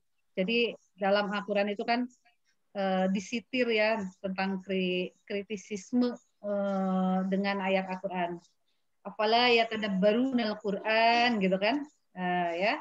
Jadi selalu Al-Quran itu harus ditadaburi selain diimani gitu ya tentunya. Jadi itu di sana ada kalimat tadabur Al-Quran ya. Jadi ada tadabur, ada tafakur gitu. Ada tadabur, ada tafakur. Kalau tadi tadabur itu melihat masa lalu dan masa yang akan datang. Karena dengan biasanya tadabur itu dirangkaikan dengan kalimat berakal. Afala takilun. Apa kamu nggak mikir gitu kan? Kata Allah gitu. Apa kamu nggak mikir nih Al-Quran saya sudah turunkan untuk ilmu gitu. Nah, sains dan teknologi yang berkembang sekarang juga ya Pak Doni, itu adalah salah satu perkembangan akal yang dianugerahkan oleh Allah kepada manusia. Hanya ketika kebablasan itu artinya keluar dari keimanan, fungsi imannya hilang gitu. Ya, menjadi carut marut gitu ya, berbagai struktur, kemudian berbagai teknologi itu menjadi tidak beraturan ya karena keimanannya yang hilang. Fungsi Al-Qur'annya sebagai hal yang harus diimaninya hilang. Nah, ini nanti juga seperti safe. Kalau safe itu nanti tidak digunakan spiritualnya, sandaran kita kepada Allah, maka yang terjadi adalah kekufuran, kesyirikan, ya. Nah, kan semua benda yang ada di bumi ini, termasuk ciptaan Allah atau ciptaan manusia, itu semuanya bertasbih. Makanya kalau kita mau menggunakan laptop, kalau tadi kata Bu Wiwi, saya tuh nggak bisa gaptek, maka laptop kita ya usap-usap. Kita save Tenui. Jadi saya juga kalau ingat save ini tidak hanya diri kita. Jadi laptop yang mau kita pakai itu, kita save juga. Ya Allah, diketuk-ketuk. Bener ini Tenui. Coba kalau pekerjaan saya kan ngajar ya setiap hari, ini sinyal, kemudian teknik dan segala macam. Ini kan semuanya bertasbih kepada Allah. Gunung itu bertasbih. Kenapa mereka melakukan pekerjaannya? Kenapa laptop melakukan pekerjaannya? Itu karena bertasbih kepada Allah. Semuanya perintah Allah, gitu kan? Nah, keberaturan itu perintah Allah. Maka kita save juga, kita kita ketuk-ketuk, kita kasih doa, wahai laptop, sehari ini saya mau bekerja. Makanya dalam agama kita betul ya Pak Doni, dari mulai bangun tidur sampai mau tidur lagi, gitu ya, itu semuanya adalah teknik-teknik. Nah, teknik-teknik kita menguatkan diri kita, jiwa kita dengan doa-doa. Mulai dari bangun sampai mau tidur lagi, itu semuanya penuh dengan doa. Sebelum tidur, setelah tidur. Mau masuk kamar mandi, keluar kamar mandi. Di dalam kamar mandi juga ada semua doanya. Jadi betul-betul bahwa Al-Quran ini memberikan petunjuk, selain keimanan juga adalah kaifiat, ya, futuhat, cara-cara, teknik-teknik yang salah satunya adalah teknik save ini. Nah, kalau tidak disandarkan kepada Allah, maka yang terjadi adalah ya kesirikan tadi. Naon cenah Bu Teti sok kikieuan eta cenah sambil kunyam-kunyem gitu kan. Itu kan pasti disebutnya wah, ieu teknik naon deui. Kan mungkin begitu orang melihatnya gitu kan. Nah, seperti itu. Jadi mungkin bagi kita safter ini harus selalu diingat ya. Membaca Al-Qur'an jangan pernah lupa bahwa kita juga menyembuhkan orang, jangan menjadi takabur gitu kan. Seperti karena Al-Qur'an ini sebagai sebagai obatnya itu hanya satu bahasa yang ada di seluruh dunia, membaca satu hurufnya mendapat pahala gitu. Hanya bahasa Al-Qur'an, bahasa Arab ya, bahasa Arab yang ada di dalam Al-Qur'an. Kita belajar bahasa Inggris, hebat, nggak dapat pahala dalam arti bacaan hurufnya secara fisiknya, hanya mendapat ganjaran sebagai orang kita belajar ilmunya, tapi tidak mendapatkan pahala dari satu hurufnya. Jadi kenapa Al-Qur'an disebut obat ya, syifa, satu hurufnya sudah memberikan pahala 10 kali lipat. Seperti itu. Terima kasih Tenui. Ya. Terima kasih banyak. Ini ada beberapa pertanyaan yang sebetulnya kalau mau dibahas ini akan panjang ya. Ada yang bertanya tentang LKT dan CS3. Ini memang dipelajari di training SAFE. Nah, nanti bagi yang non-SAFER yang belum ikut pelatihannya, biasanya kami ada sharing free untuk umum. Hari Rabu ya, kemarin malam ada jam 19.30. Dan biasanya hari Jumat juga ada sharing untuk umum, biasanya jam 19.30. Untuk informasi nanti bisa DM atau IG atau Messenger ke Facebook. Mungkin di sini kan saya ada beberapa nih, ada Pak Doni ya, Pak Doni apakah sudah ikut SAFER atau belum? Ada, jadi Doninya ada Pak Doni Amir, ada Pak Doni satu lagi ya. Datang ya. Atau nomor telepon aja, mungkin di nomor chat telepon aja, ya? Iya biar bisa dihubungi langsung. Oh iya betul, saya kok nggak inget ya. Itu tadi bagus sekali ya Pak Doni. Ya, kita satu kelas waktu itu belajarnya dengan beliau dan ratusan orang ya saat itu ya Pak Doni ya. Luar biasa. Jadi memang SAFE itu ya tadi sandarkan semuanya pada Allah ya, Bu Ceteti, betul sekali, karena nanti akan hilang maknanya. Kalau spiritualnya hilang tuh udah, kita akan merasa takabur dan lain-lain gitu kan. Nauzubillah min dzalik. Ya, semoga keberkahan, rahmat Allah dan hidayah selalu Allah curahkan kepada kita semua ya, dengan belajar ilmu ini. Amin. Nah, ini nanti saya informasikan dulu ya untuk hari Sabtu. Untuk hari Sabtu insya Allah terapi SAFE untuk berhenti merokok. Bapak Ibu yang keluarganya atau pasangannya atau anaknya yang punya kecanduan merokok bisa mengikuti ini, ataupun siapapun yang ingin belajar silahkan hadir nanti di Zoom jam 5 pagi ya. Insya Allah Kang Ezeb akan hadir di sini. Beliau adalah seorang dosen, juga seorang terapi SAFER juga yang sudah banyak menterapi orang untuk mengatasi kecanduan merokoknya ya. Nah ini nanti saya akan tulis di chat, silahkan Teh Emma dilanjutkan dulu. Iya, baik. Gimana Bu Ce, apakah ada yang mau disampaikan lagi? Kalau mendengar tadi pengalaman Bu Ce ya, pernah sakit ya secara fisik gitu, kemudian mencari-cari kemana nih. Memang ada beberapa pasien saya juga ya Bu Ce, kalau misalnya terutama nih yang berkaitan kayak yang sederhana aja ya di pencernaan gitu. Itu kita selalu menggali kan kenapa nih muncul gitu kan, udah lama gitu dia nggak pernah kontrol, kemudian tiba-tiba datang lagi, itu biasanya suka ada pencetus, oh iya lama-lama cerita, oh iya ternyata ada satu masalah, ya betul Bu Dokter ini saya ada masalah nih gini-gini. Nah ternyata itu ya, jadi dari stres itu memang ke arah ke jasmani gitu, banyak sekali gitu. Gimana Bu Ce, mungkin ada yang kemarin pernah pengalaman kemarin? Oh ya, baik, pengalaman kemarin. Jadi memang intinya Allah itu memberikan cobaan atau sakit itu memberikan kasih sayang, gitu. Memberikan kasih sayang. Kasih sayangnya apa? Kita menjadi lebih dekat kepada Allah, dan Allah mengampuni ya, Allah mengampuni, Allah membersihkan dosa-dosa kita. Allah membersihkan dosa-dosa kita.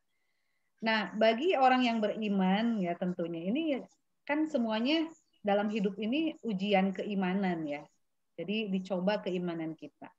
Kalau kita mau menggunakan akal pikiran sehat kita ya, maka kita itu kalau di dalam kalau di dalam SAFE ini diajarkan tentang kefokusan gitu ya, kefokusan kepada Allah, maka kalau pengalaman saya mencoba mencari-cari tadi ke dalam diri saya gitu Teh saya dokter gitu. Jadi mencari apa yang selama ini, jadi berpikir, jadi menggunakan Allah memerintahkan untuk mentadaburi Al-Quran, kemudian berpikir bagaimana pikiran saya untuk terus bisa maju, gitu kan. Kalau yang tidak berpikir itu teh kan pada akhirnya menyerah. Nah, saya juga sempat putus asa ya dengan banyaknya saya sering sakit itu kan. Kalau tidak kuat dengan cobaan ini, ya salah satunya ya tumbang atau mati istilahnya. Mati dan mati konyol. Kalau dalam bahasa selengean itu mati konyol. Jadi kalau yang sakit itu nanti kemungkinannya kan ada yang mati konyol, ada yang mati pasrah, ikhlas. Gitu. Jadi memang untuk ketika sakit itu tidak diberi kesembuhan, gitu kan, seperti Nabi Ayub ya. Nabi Ayub itu kan sakit sampai 18-20 tahun. Sampai hartanya habis gitu. Saya juga berpikir ini berobat. Saya nggak, meskipun pegawai negeri, saya nggak pakai teh BPJS gitu. Apa namanya teh? Sebelum itu teh SKS. SKS.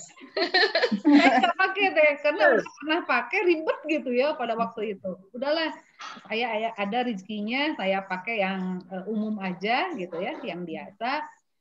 Saya berpikir ini uang saya habis untuk berobat gitu kan. Kalau dipikir-pikir gitu kan. Tapi kita bersyukur ternyata dengan ada uang kita masih bisa berobat. Kalau sakit, kalau sembuh, nah belum tentu kita mau berinfak, bersedekah gitu dengan uang itu gitu kan. Dengan sakit ini saya lihat misalnya seperti pengalaman Agim ya, dia pernah ada di titik terendah katanya. Kemudian saya berinfak, bersedekah itu kan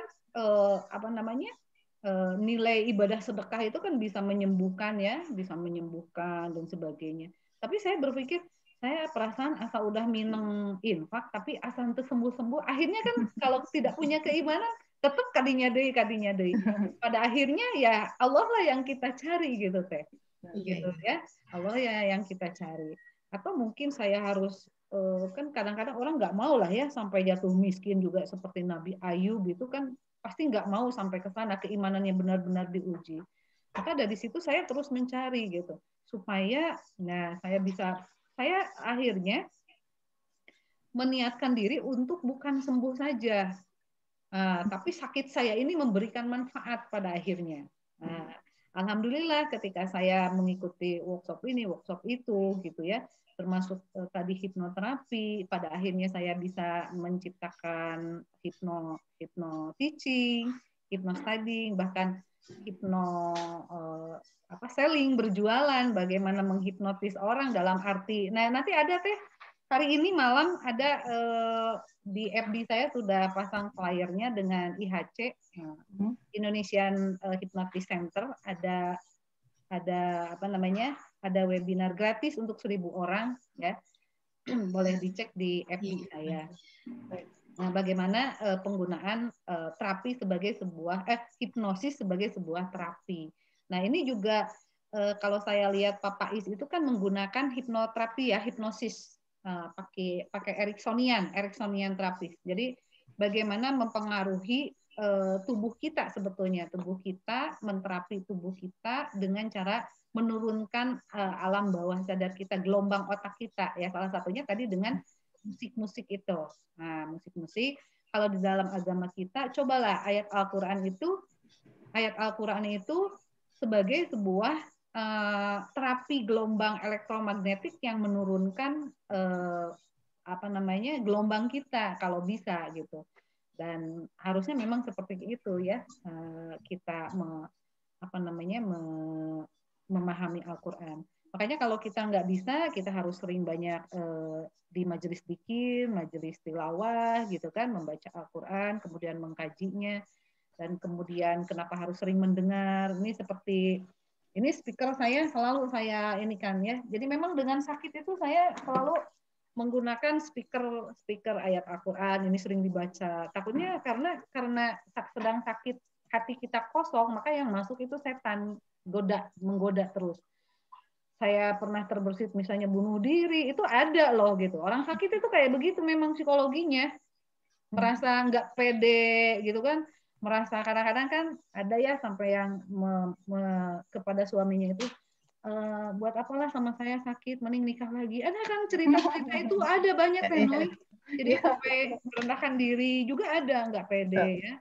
Terus saya jadi saya pakai terapi. Ini saya sambil terapi wangi, aroma terapi. Jadi aroma memberikan terapi. Sebagaimana tubuh kita, kalau kita selalu berbuat baik, itu kan aromanya menjadi wangi bagi orang lain. Kadar air yang ada di dalam tubuh kita menjadi sehat, sehingga orang dekat sama kita tuh nyaman gitu. Wangi kalau dalam bahasa agama kita. Memberikan kewangian, menyebarkan harum pada orang lain gitu. Jadi kalau ingat Teh Nui, kenal nggak sama Teh Nui yang sektor?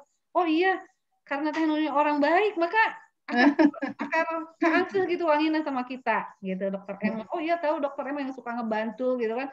Oh iya, nah itulah yang disebut terapi aroma terapi yang ada di dalam tubuh kita gitu. Jadi saya menjadi banyak pengalaman, ya bukan banyak, dalam arti mengalami beberapa pengalaman yang pada akhirnya kita tuh apa sih dalam dunia ini gitu kan, dan apa sih arti kita bagi orang lain. Dan kita jangan fokus kepada diri kita, memperbaiki diri kita, kemudian kebaikan itu akan memancar kepada orang lain gitu. Ya, kalau misalnya dalam kegiatan sholat, salam kanan kiri itu memberikan keselamatan kepada orang lain, yaitu melatih kita untuk selalu melakukan kebaikan apapun yang bisa kita lakukan. Jangankan kepada orang yang hidup, makhluk hidup, kepada mayat saja kita lewat kuburan kan, assalamualaikum ya ahlad diyar minal mu'minina wal muslimina. Bahkan Nabi Muhammad SAW itu sudah memikirkan umatnya sampai akhir zaman. Kita nggak egois memikirkan diri kita sendiri gitu. Jadi kebaikan itu betul-betul dalam agama kita itu terpancar gitu. Al-Quran itu memberikan, ayo kamu mikir gitu. Kamu mikir, jangan egois gitu kan. Kamu berpikir untuk kebaikan orang, meski dalam sakit ya. Sedekah itu harus dilakukan gitu. Kalau nggak sembuh gimana? Nah itulah level keimanan kita yang berbicara. Apa kita sedekah itu untuk penyembuhan atau untuk beribadah kepada Allah. Makanya sekarang ada istilah pray from home itu, sebetulnya doa kita itu secara hakikat ya itu tidak mengubah takdir kita. Mau sakit, mau meninggal dunia itu kan tidak akan bisa dirubah dengan doa. Tetapi ada ikhtiar sampai di mana kehambaan kita kepada Allah kita. Seperti itu. Mungkin seperti itu, Teh. Luar biasa ya. Iya. Masya Allah. Iya, ya, Mak. Iya. Teh Pupi mau ini, katanya mau sharing sebentar, mungkin masih ada waktu nggak nih, Teh Nui? Boleh. Mangga, udah mau jam 7. Boleh, katanya. Mangga, Teh Pupi. Sharing apa ya? Mangga, Teh Pupi. Sharing nama FB-nya Bu Dokter ya. Teti Ratnasi Buce Faras nanti. Tadi udah ditulis sama Kak Pupi itu. Oh, udah ya, udah. Oh ya, iya. Udah ditulis. Nah, saya baru berteman dengan Teh Pupi ya setelah kemarin Teh Pupi ini sharing ya, sharing. Terima kasih. Ketemu teman-teman baru, sahabat baru, keluarga baru. Saya baru punya FB setahun ini, setelah COVID aja baru punya. Langsung ngeberudul ya Teh FB-nya. Langsung banyak yang mengikuti. Baik, Teh Nui, mungkin sebelum ditutup kita foto bareng dulu dan kita sapa yang lain ya. Saya akan ini dulu biar mangga, silakan dibuka dulu Bapak Ibu biar bisa kita foto bersama. Insya Allah nanti ada rekamannya ya. Iya, nanti kita share ya. Ini ada kenalan saya nih, ada Teh Heni. Teh Heni ini dosen juga di FK Unjani. Dokter Hani ya. Kemudian ada ada Bunda Imas Karyama. Ini mungkin kenal ya, Bu Ce? Oh, iya, kenal sekali kakak kelas saya. Iya. Iya. Bu Ustazah juga sudah hadir ya. Kemudian ini banyak ya Teh Nui yang hadir hari ini, saya masih banyak belum kenal juga. Jadi banyak yang dari luar, alhamdulillah bisa ikut join hari ini. Dan nanti insya Allah ini akan terus kita adakan ya Teh Nui, ya minimal 1 minggu sekali ya nanti minggu depan. Soalnya ada yang, ini anak-anak udah mulai sekolah gitu kan, udah mulai kuliah, jadi Ya, ini nanti ada perubahan jadwal. Mungkin Perubahan tapi di jadwal, pekan ya. ini ya, di pekan Ya ini mungkin udah Sabtu ada kali ya, satu Teh Nur ya, agak lebih ini ya, agak lebih longgar. longgar boleh. ya. Biasanya kita Senin, Assalamualaikum warahmatullahi Kamis, Sabtu, ya. wabarakatuh. Masih ditutup, masih subuh. Mohon maaf. Waalaikumsalam, Ya, Bunda. Bunda Ibrahim. Waalaikumsalam warahmatullahi wabarakatuh. Makasih Ini juga ada Bu, itu ilmunya luar biasa pokoknya. Tapi mohon maaf masih ditutup. Ya, tidak apa-apa. Ya, Terima kasih Bunda udah ikut dari minggu kemarin ya, jadi mau join juga dengan Chef katanya Tenoy. Alhamdulillah. Caranya mau daftar jadi masih jadi tambah bodoh nih. Aduh ya Allah, banyak ilmu. Jadi nambah bodoh ini gabung di sini. Nanti kita sama-sama belajar ya Bu. Ada di WA saya boleh. Tadi saya sudah tulis Iya. ya di kolom chat. Ini juga ada permohonan maaf Teh Ine Widaningsih hari ini belum bisa hadir karena Oh iya, Dr. Ine ya. Beliau sedang ada acara nanti webinar juga dengan bimbingan untuk karyawan ya.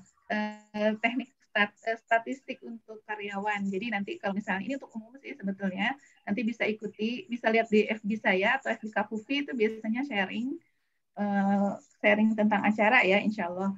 Nah sekarang sudah mungkin yang foto dulu ya, yang foto dulu. Ya mangga kita foto dulu. Ya. Oke, ada 2. Bentar. Ya, alhamdulillah. Ada Mbak Hadina nih dari Sulawesi ya, dari Kota Palu kalau nggak salah. Wow. Beliau sektor juga, ada Bu Nok, ada ini Teh Ine mana ya? Soalnya ada Teh Ine Widaningsih, ada Fatona Fitrianti, ada Ine KSB 1, banyak Ine gitu ya, alhamdulillah. Di satu grup tuh banyak ya. Mudah-mudahan ilmu yang disampaikan Bu Ceteti hari ini menjadi pencerahan buat kita ya untuk untuk terus aja kita belajar hikmah dari setiap kondisi apapun yang terjadi ya, insya Allah. Mudah-mudahan keberkahan, kebermanfaatan untuk kita semua. Ya apapun lah, pokoknya alhamdulillah gini. Maksudnya ini luar biasa, sangat membantu kita ya untuk selalu mendekat sama Allah gitu. Mangga Teh Mas silakan mau ditutup saja. Ya sudah, mangga lanjut aja sama Teh Nur ditutup. aja Bu Ceteti yang tutup dengan mangga. Dengan doa ya sekalian Bu Cet. Dengan doa. Mangga Pak Doni tadi yang Oh iya baik. Oh iya, mangga. Asik, ada Pak Doni ini udah jadi reuni kayak reuni. Mana nggak ada ya Ustadznya nggak ada ya. Iya Pak Doni. Ditutup doa gimana Bu Nur? Bu Nur? Doa Kafaratul majelis aja ya. Boleh. Silakan saya gitu. Iya, silakan. Bang Doni. Bapak Ibu, terima kasih. Mari kita tutup sama-sama. Semoga berkah ilmu yang kita terima hari ini, subuh pagi hari ini. Kita tutup sama-sama dengan doa kafaratul majelis. Subhanaka Allahumma wa bihamdika asyhadu an la ilaha illa anta astaghfiruka wa atubu ilaik. Udah? Kedengeran nggak? Ya, kedengeran sudah. Terima kasih banyak yang sudah hadir. Semoga nanti bisa ketemu di hari Sabtu jam 5 pagi dengan terapi SEP untuk membantu berhenti merokok dengan Kang Ecep. Ya. Saya mohon maaf lahir batin atas nama pribadi juga komunitas sektor Bandung. Mudah-mudahan acara ini bisa tetap berlangsung ya. Mohon maaf atas kata-kata yang tidak berkenan. Assalamualaikum warahmatullahi wabarakatuh. Waalaikumsalam. Terima kasih dan mohon maaf ya. Satu nuhun Bu Ce. Sami-sami. Terima kasih semuanya. Terima kasih dan semuanya. Teh Ina, kumaha damang. Alhamdulillahirabbil alamin. Alhamdulillah. Luar biasa ilmunya. Jazakumullah khairan. Sami-sami sakedik eta mah sharing. Nanti belajar lebih banyak ke Teh Imas. Ya, izin untuk ditutup semuanya. Mangga. Assalamualaikum. Mangga. Makasih Teh Dr. Imas. Mangga. Warahmatullahi wabarakatuh.